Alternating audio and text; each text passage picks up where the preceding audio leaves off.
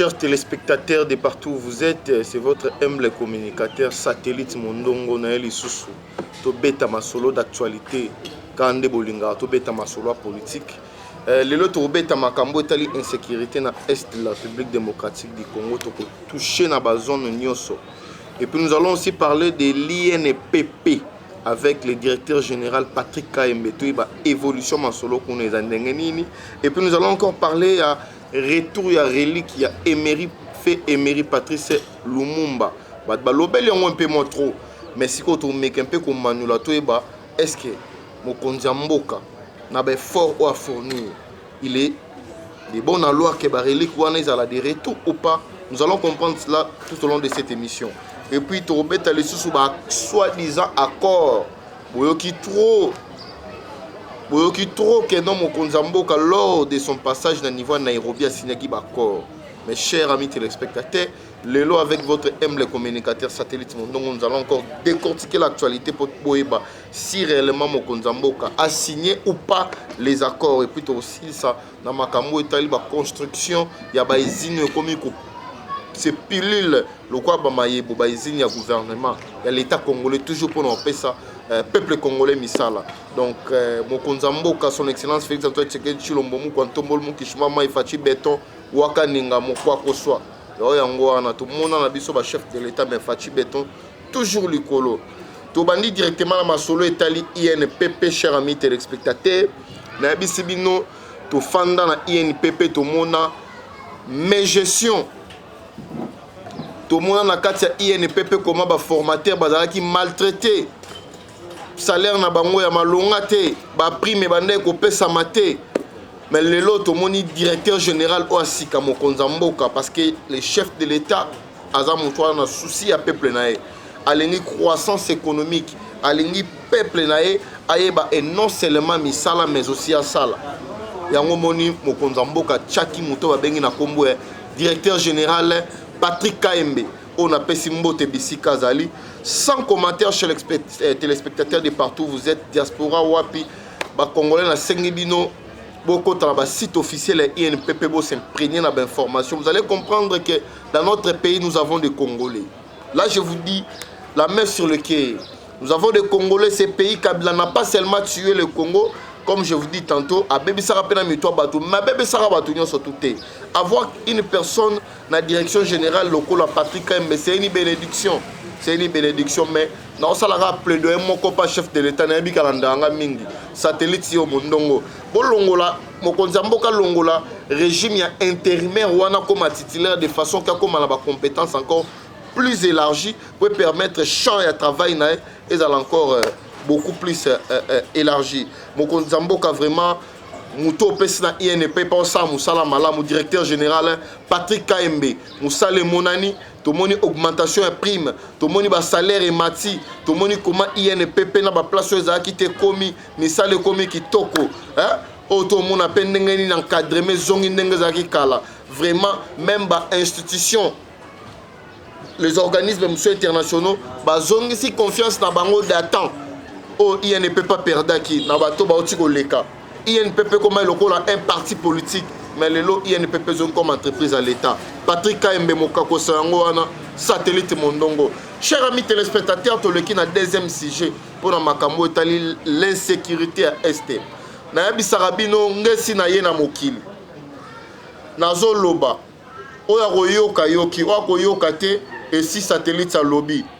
Na vivra na mbongo wa mutute. Soki oyebi na vivre na poche na yo tonga soki oyebi na vivre na sani na yo pasola nga satellite si na lobby. Les Américains sont complices dans l'insécurité à Est. Je suis Tshisekediste mais ça état d'esprit et tiens Tshisekedi wa mulumba yebisaka biso abi laisser les partir ils seront bloqués quelque part talande non peut savoir une information na 9h à l'heure dans le conseil de sécurité les Américains sont bloqués. Ils sont bloqués comment? Commençons par le commencement. Vous voyez que depuis 1998, la République démocratique du Congo a plongé dans le embargo. Mais pourquoi embargo on a mettre fin à la communauté internationale? Bah vous avez repoussé biso encore pour un mois en gros, le 1er juillet. Dans le Conseil de sécurité. Je félicite le président Poutine, il a réussi, parce que à Boyi, Makambo est allé report, il y a embargo pour acheter armes lourdes dans le gouvernement congolais, en complicité avec la Chine, au Kenya, Ghana aussi, je félicite le président Uhuru Kenyatta, et puis je félicite aussi le président ghanéen. Mais comment les États-Unis d'Amérique, jusqu'où vous rejouez toujours dans l'hypocrisie, vous perdre votre pays en Afrique. Dans l'insécurité à Est, les Congolais sont des complices. MONUSCO a garanti la sécurité. Rwanda a reçu un soutien de la communauté internationale et puis créé par la communauté internationale. Parlons du M23. M23, c'est un mouvement terroriste qui crée des mains. Il y a Joseph Kabila avec toute sa bande. Gloire à Dieu, notre armée. Les FARDC va bêta qui bangon en 2013. Mais du coup, tout le monde mouvement là est surgi avec bah armement très sophistiqué. Je vous dis, chers téléspectateurs, mais avec l'intelligence, la capacité. Il y a M23, pardon, je voudrais dire, il y a FARDC, tout le monde dit M23 à la carte repoussée. La ligne est Sabino Boy. Aujourd'hui, Rwanda a une perte de vitesse. Pourquoi Rwanda a une perte de vitesse? La création de l'usine. République démocratique du Congo, par l'entremise de son excellence Félix Antoine Tshisekedi Tshilombo Mukantombo Mukishimama et Fachi Beton Wakaninda. Baoti ko procéder à la construction, to création de usine, ya raffinerie, ya or. Plus question encore, or na biso e banda olongwa awa pour que vous allez raffiner na niveau de Rwanda. C'est ça directement le problème. Il y a Rwanda parce que Rwanda bénéficie seulement avec or na biso chaque année na plus de 600 millions de dollars seulement l'or. Au moment où je vous parle, babandi construction na niveau à Kolwezi, il y a usine, il y a cobalt. Notre cobalt est au bandeau à la raffiner awa. Na place qui n'a pas payé moussou. C'est ça maintenant qui tire la haine, toute animosité on a un pays frontalier na biso. Mais Mokonzambo capable de se laisser faire. Nous avons une armée forte. Pour preuve, notre armée est à 8e niveau en Afrique. 8e puissance. Oui, l'organisation non gouvernementale internationale, lorsqu'elle va procéder dans le classement, va d'abord capacité il y a défaire les ennemis. Sur FARDC, nous sommes très fortes. Nous continuons toujours pour bétendre. Nous avons Sabino Bounagan qui récupéré. Bounagan est récupéré par FARDC. Le FARDC a procédé à l'arrestation de plus de 45 rebelles terroristes M23. Na 4 15 qui appartenir à la force armée rwandaise. Qui manque? Mokonzambo Kara toujours maele. Tout le monde qui n'a qu'à sommet à Nairobi. Au Babengisaki par président Uhuru Kenyatta. Paul Kagame, la force diplomatique et chef de l'État Félix Antoine Tshisekedi Tshilombo. C'était prévu à participer à un niveau qui gagne le sommet. On a comme on l'olf. Mais le quoi montre le cas Makasi a dit Ayaki, il était aussi présent. Nonobstant qu'on y ait participation armée dans un groupe de rebelles, tout présence armée rwandaise dans le territoire en Abisso. Mais Mokonzamboka a obtenu gain de cause et succès diplomatique dans l'égard de FARDC. Premier succès, exclure l'armée rwandaise na participation dans la force régionale où vous allez déployer. Je vous parle de mi-juin. Aujourd'hui, nous sommes déjà le 1er juillet. Je vous parle de mi-juillet. Il y aura une force régionale. Il y a EAC vous allez déployer au niveau est. Rwanda est exclu. Paul Kagame est écarté. na niveau ya EAC, c'est grâce à génie politique ya Félix Antoine Tshisekedi Tshilombo. Yango moninga na otikala toujours indifférent. Tous la force wana ya EAC. Rwanda ozwa parte, bon kitala ba armes sophistiquées pour permettre biso de mettre fin na makambo etali insécurité à est. Mes chers amis téléspectateurs bino ba diaspora ba to poto bobenga inga makasi. Oh non satellite to moni mokonza mboka a signé ba accord nini les accords non. Pour votre information, il faut que le gouvernement congolais par l'entremise de son excellence Félix Antoine Tshilombo a procédé à qui n'a annuler tous les accords, les conventions, les mi-accords entre République démocratique du Congo et Rwanda. Ils ont annulé plutôt boaki yango na mai. Bomona ikoma tozongi sa Vincent Karega na minute sur na kata Congo te. Vincent Karega ici à zongi Rwanda et puis abiso ambassadeur ici à zongi Kinshasa. Et la sanction to pesi Rwanda et kitali sur na kata Congo te. Ko signé bomona ki mokonza mboka signé ezalaki accord te. Il est de bonne loi na kati ya palais présidentiel. Na niveau à Kenya, pour tout invité d'honneur au Lekaka, il est appelé dans exercice normal, rationnel, il a procédé à signer, tout à déclarer moi mot. C'est ce que Félix Antoine Tshilombo salaki. Mais ali makambo ba kortende to ki batu musuba lobi non. Chers téléspectateurs, le lobo monde même dans niveau Assemblée nationale comment un député lorsque le président Tshisekedi parlait, a eu parole à lobby, il y a même des députés qui servent d'information au niveau de l'Assemblée nationale na Kigali. Mais nous allons mettre fin à cela. Bomoni déjà pour récupérer même le territoire où qui jadis s'occupaient par les ennemis. Vraiment, moi je me posais la question sur qui Félix Antoine Tshisekedi Tshilombo accéda qui na magistrature suprême était. Bino batobo landanga. Même beaucoup de gens déjà balkanisés. Les pays auraient déjà été détruits. Mais nous avons dit pourquoi Mokonza Mboka il son pouvoir en 2028. Tu peux dire comment PAP Mboka comme réunifié. Social à peuple congolais auto perda qui to comme récupérer en gros. Déjà je vous informe que couverture santé universelle Mokonza Mboka déclaré déjà ouverte. Ba mama zemi ba wanda roboto fele ba mama zemi ba rozo soin de santé fele situation économique na biso et mati surtout wana nani parce que mokonza mboka a travaillé social le peuple congolais comme kitoko mutu nyo soto comme kolobela lelo taux de chômage na kati ya RDC kiti mutu nyo soto comme na musala vraiment Félix Antoine Tshilombo tu mérites mieux. Si ça dépendrait que de moi, aussi ça quand la présidente Timokolo Kufa. Mais le quoi ça dépend de tous les Congolais. Je crois à mon humble avis que les Congolais vont sur plus de 2 mandats. Parce que ce que tu as déjà fait dans 3 ans, personne n'a contredire. Ils sont d'accord. La mobilisation ici et là, il y a un bon. Tout le monde même comment.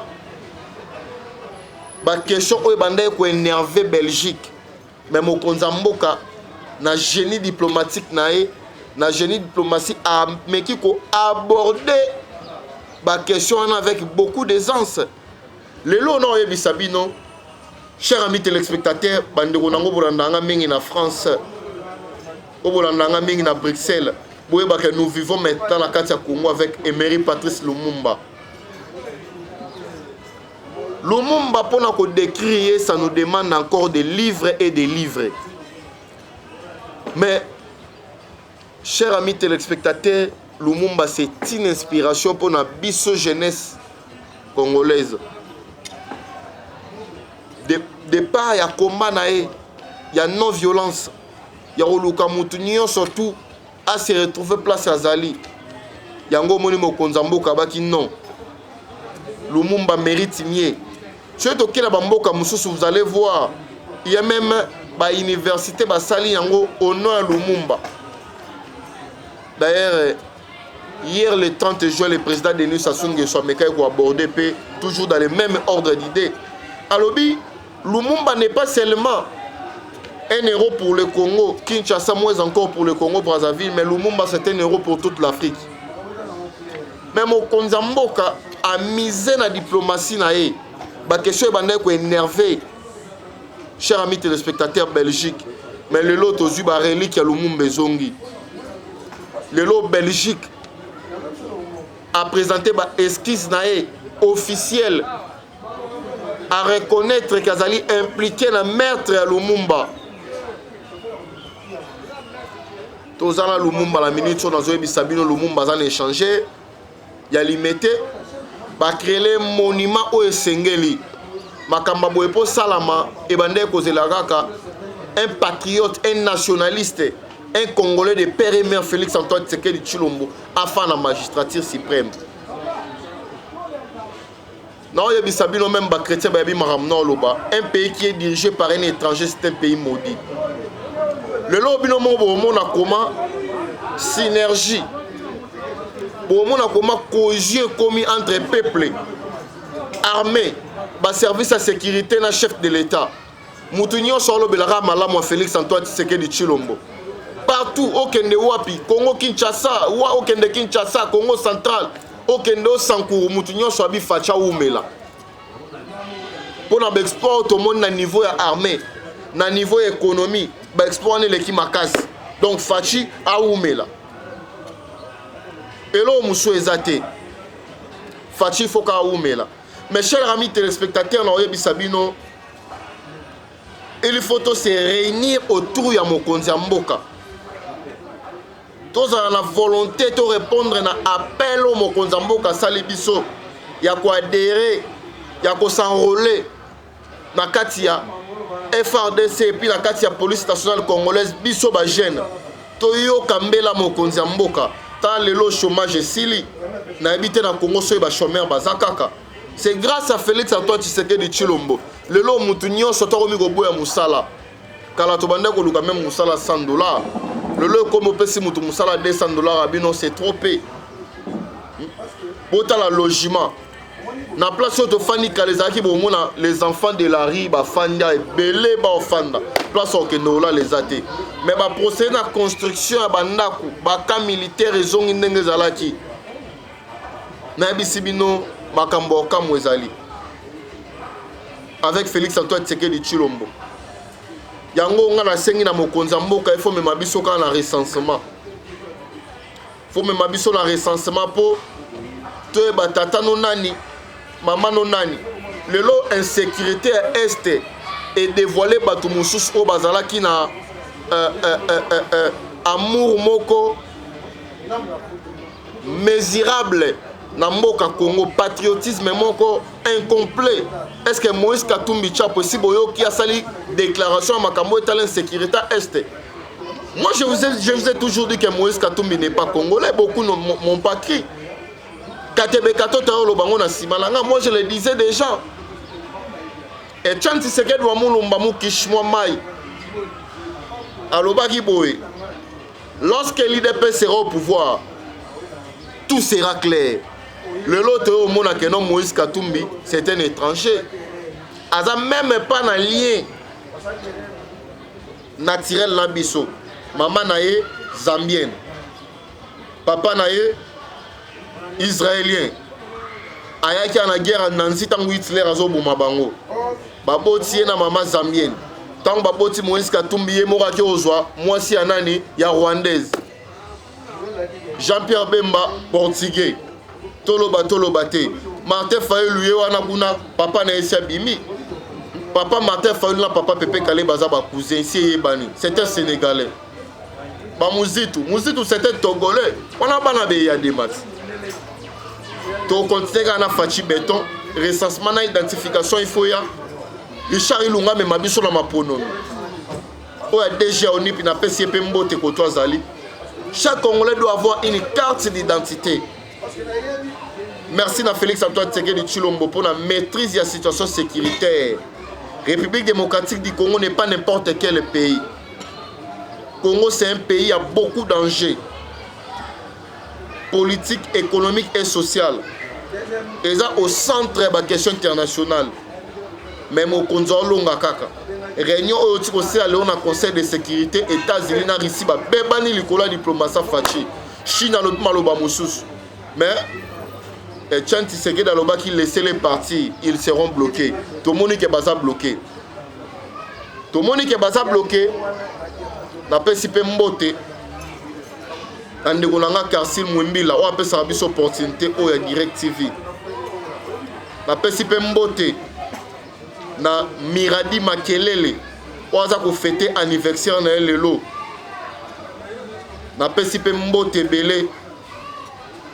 Na Julia. Depuis l'avenue Ngali Malangaba. Chers amis téléspectateurs, merci beaucoup. Tout ce qui a pour lelo.